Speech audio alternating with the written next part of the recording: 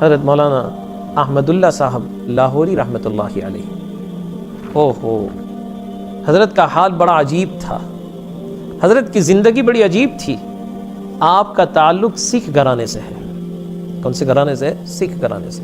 اسلام قبول کر لیا آپ نے، اور پھر دارالعلوم دیوبند کے اندر آپ نے داخلہ لیا، اور جب دارالعلوم دیوبند کے اندر آپ نے داخلہ لیا تو حال یہ تھا آپ کا کہ آپ کی والدہ، آپ کے گھر والے آ کر آپ کو گالیاں دی جاتی تھی، لیکن حضرت مولانا احمد علی لاہوری رحمۃ اللہ علیہ فرماتے ہیں کہ میرا طالب علمی کا زمانہ، اور میرے طالب علمی کے زمانے میں ہم دور حدیث میں تھے، اور حضرت کے جو خسر تھے، خسر یعنی حضرت کے گھر والوں کے والد صاحب، فادر ان لو، اب جب ان کی بیٹی جوان ہو گئی تو داماد کی تلاش ہے کہ کوئی نیک لڑکا مل جائے، لہذا انہوں نے اس وقت مدارس کا دورہ کیا۔ چلتے چلتے حضرت دیوبند پہنچے، اور جب دیوبند آئے تو حضرت شیخ الہند رحمۃ اللہ علیہ بخاری کا درس دے رہے تھے دارالعلوم دیوبند کی دارالحدیث میں۔ اس زمانے کے طلباء بھی کیا ہوں گے، تو حضرت کہنے لگے، وہ بھی آ کر بیٹھ گئے اور طلباء پر نظر دوڑانے لگے، قیمت جوہر جوہری بیدانن یا شاہ بیدانن، ڈائمنڈ کیا ہوا کرتا ہے، میں اور آپ کیا جانے ہیں، وہ تو بادشاہ جانے گا یا تو زویری جانے گا جو گولڈ بیچنے والا ہے۔ مجھے اور آپ کو اگر دے تو ہم کہتے ہیں یہ تو بلوری گلاس ہے، اٹھا کر پھینک دیں گے۔ صاحب دل کو صاحب دل پہچانتا ہے، ہم نہیں پہچان سکتے۔ صاحب دل کو کون پہچانتا ہے؟ صاحب دل پہچانتا ہے۔ حضرت فرمانے لگے کہ وہ دیکھتے رہے، جب درس پورا ہو گیا اور طلبہ نکلنے لگے تو کہنے لگے کہ میری طرف اشارہ کیا، اور میری طرف اشارہ کر کے پوچھا کہ یہ کون جا رہا ہے، تو حضرت شیخ الہند رحمۃ اللہ علیہ نے ان کا تعارف کروایا کہ اس کا نام احمد علی ہے، اور یہ سکھ گھرانے سے ان کا تعلق ہے، انہوں نے اسلام قبول کر لیا۔ آپ کیوں پوچھ رہے ہو؟ تو کہا میں اس لیے پوچھ رہا ہوں کہ میں اپنی بیٹی کا نکاح ان سے کروانا چاہتا ہوں۔ اللہ اکبر، تو بڑے مالدار تھے۔ تو حضرت شیخ الہند نے کہا کہ یہ تو بہت غریب آدمی ہے، اور اس کے ماں باپ بھی اس کے ساتھ نہیں، رہنے کا مکان بھی نہیں۔ کہا کوئی بات نہیں، میں اپنی بیٹی کا نکاح ان سے کروانا چاہتا ہوں۔ حضرت مولانا احمد علی لاہوری رحمۃ اللہ علیہ فرماتے ہیں کہ دوسرے دن ذکر کی مجلس کے بعد حضرت شیخ الہند نے مجھے اپنے کمرے میں بلایا، اور بلا کر یوں کہا، احمد علی نکاح کرو گے؟ احمد علی نکاح کرو گے؟ کہ حضرت میں کون مجھے دے گا اپنی بیٹی، میں تو غریب آدمی ہوں، میرے پاس تو رہنے کے لیے مکان بھی نہیں۔ تو حضرت کہنے لگے اگر کوئی آدمی تیار ہے اپنی بیٹی دینے کے لیے تو کہا بندہ بھی تیار ہے سنت پر عمل کرنے کے لیے۔ تو کہا آئندہ کل عصر کی نماز کے بعد ہماری اس مسجد طیب کے اندر تمہارا نکاح ہوگا۔ اللہ اکبر، نہ کوئی انویٹیشن کارڈ چھپوایا گیا، نہ کوئی شاپنگ کی گئی، نہ کوئی تیاری کی گئی۔ وہ بیٹیاں بھی کیسی ہوگی، نہ بیٹی نے بیٹے کو دیکھا، نہ بیٹے نے بیٹی کو، کوئی نہیں، صرف تقویٰ اور طہارت کی بنیاد پر۔ لہذا پورے دارالعلوم میں ایک شور مچ گیا کہ کل احمد علی کے نکاح ہے، کل احمد علی کے نکاح ہے۔ لہذا میرا حال یہ تھا، حضرت فرماتے ہیں کہ میرے پاس پہننے کے لیے ایک جوڑی کپڑے کے علاوہ دوسرا جوڑا بھی نہیں تھا۔ اللہ اکبر، کیسی زندگی، دوسرا کپڑا بھی نہیں، اور وہ کپڑے بھی میلے ہو چکے تھے۔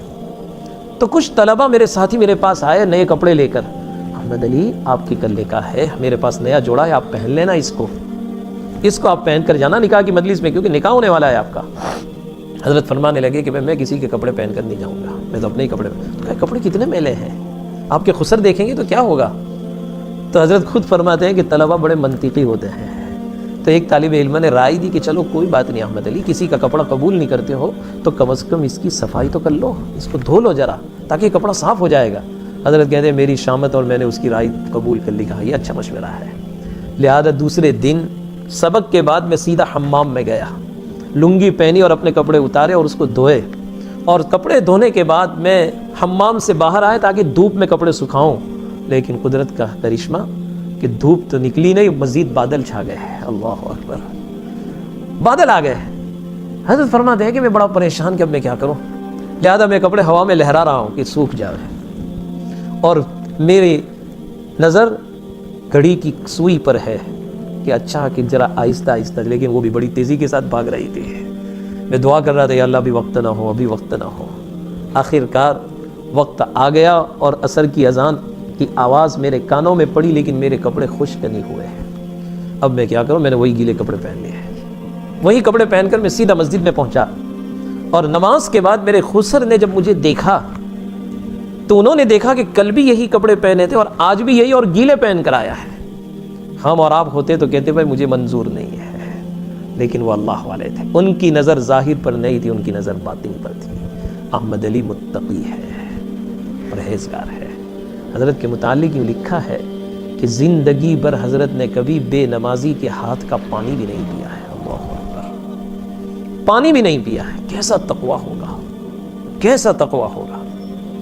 تو کہنے لگے آج بھی وہی کپڑے پہن کر آؤ، گیلے کپڑے پہن کر آیا ہے۔ خیر، نکاح ہو گئے۔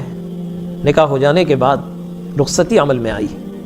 اب میرے پاس تو رہنے کے لیے مکان بھی نہیں، تو میں نے دیوبند کے اندر ایک مکان کرائے پر رکھا، اور وہ تو بڑی گھرانے کی۔ جب میں رخصت کر کے لایا اپنے گھر والی کو، تو حضرت فرماتے ہیں کہ ہمارے فقر کا حال یہ تھا کہ میرے گھر میں، میرے پاس، میری جیب میں اتنے پیسے بھی نہیں تھے کہ میں بازار سے آٹا خرید کر لاؤں، میں بازار سے کچھ سامان خرید کر لاؤں میری بیوی کے لیے۔ ابتدا کے دن تو کیسے ہوا کرتے ہیں میاں بیوی کے، بھائی چلو وہاں ہنی مون، یہاں ہنی مون، وہاں گھومیں گے، وہ پارٹی۔ کہاں کیسی پارٹی یہاں پر، یہاں تو کھانے کے لالے پڑ رہے تھے۔ رات جب ہو جاتی دیر تک عشاء کے بعد، تو میری بیوی مجھ سے کہتی میرے سرتاج پورا دیوبند سو چکا ہے، آپ جاؤ رات کے اندھیرے میں سبزی بیچنے والے کی دکان کے سامنے آنگن کے اندر گوبھی کے پتے پڑے ہوں گے، وہی چن کر لے آؤ۔ اللہ اکبر، آج تو ہمیں اللہ کیسی کیسی نعمتیں کھلا رہا ہے۔ افطار کے موقع پر ہمیں کتنی نعمتیں کھلا رہا ہے، ہم اندازہ نہیں لگا سکتے۔ ہمیں اللہ کا شکر ادا کرنا چاہیے، ہمیں اللہ کی نعمت کا شکر ادا کرنا چاہیے۔ وَإِن تَعُدُّوا نِعْمَةَ اللَّهِ لَا تُحْصُوهَا۔ حضرت فرماتے ہیں میں رات کی اندھیرے میں جاتا، اور جانے کے بعد وہ پتے چپکے سے اٹھا کر لاتا اور اپنی بیوی کو دیتا، وہ اس کو دھوتی، پانی گرم کرتی، اس میں وہ پتے ڈالے جاتے، نمک ڈالا جاتا، سالٹ، اور پھر وہی ابالا ہوا پانی ہم پی لیا کرتے تھے۔ دن گزرتے گئے، ایک دن وہ آیا کہ میری بیوی اپنے میکے جانے لگی اپنے گھر۔ عام طور پر بیٹیاں جب رخصتی کے بعد اپنے گھر واپس لوٹ کر آتی ہے تو مائیں اپنی بیٹی کے سر پر ہاتھ پھیرتے ہوئے بڑی محبت کے ساتھ پوچھتی ہے، بیٹا تو نے تیرے گھر کو کیسا پایا ہے، بیٹا تو نے تیرے گھر کو کیسا پایا ہے۔ حضرت فرماتے ہیں کہ میری بیوی جب میکے جانے لگی، میں دعا کر رہا تھا کہ اللہ یہ واپس آئے گی کہ نہیں آئے گی، یا اللہ یہ واپس آئے گی کہ نہیں آئے گی، کیونکہ میرے گھر میں تو اس نے کھانا بھی نہیں کھایا ہے۔ میرا فقر کا عالم یہ تھا، کیا پتہ آئے گی کہ نہیں۔ لہذا حضرت فرماتے ہیں کہ میری بیوی جب گئی اپنے گھر، اس کی ماں نے اس کے سر پر ہاتھ پھیرتے ہوئے پوچھنے لگی تو نے تیرے گھر کو کیسا پایا۔ او ہو، اللہ ہماری بیٹیوں کو بھی ایسی نیک بنا دے، ایسی دیندار بنا دے۔ حضرت فرماتے ہیں میری بیوی اپنی ماں سے کہنے لگی، ماں میں نے تو آج تک یوں سن رکھا تھا کہ لوگ مرنے کے بعد جنت میں جائیں گے، خدا کی قسم میں تو اپنی زندگی میں جنت میں پہنچ چکی ہوں، میں تو اپنی زندگی میں جنت میں پہنچ چکی ہوں، کوئی شکوہ نہیں، کوئی شکایت نہیں۔ حضرت فرماتے ہیں میرے دن فقر میں گزرتے گئے، لیکن اللہ میرے شیخ کو اجر جزیل عطا فرماوے، فرمانے لگے کہ میں اپنے شیخ کی خدمت میں آیا اور میں نے اپنے حال بیان کیا، تو میرے شیخ نے مجھے ایک عمل بتایا کہ جب تم اس عمل کو کرتے رہو گے اللہ تیرے دن کو بدل دے گا۔ حضرت فرماتے ہیں کہ مجھے وہ عمل یہ بتایا کہ احمد علی روزانہ ہر نماز کے بعد پہلے 3 مرتبہ درود شریف پڑھ لیا کرو، اور پھر 7 مرتبہ سورہ قریش پڑھا کرو، لإیلاف قریش ایلافہم رحلۃ الشتاء والصیف۔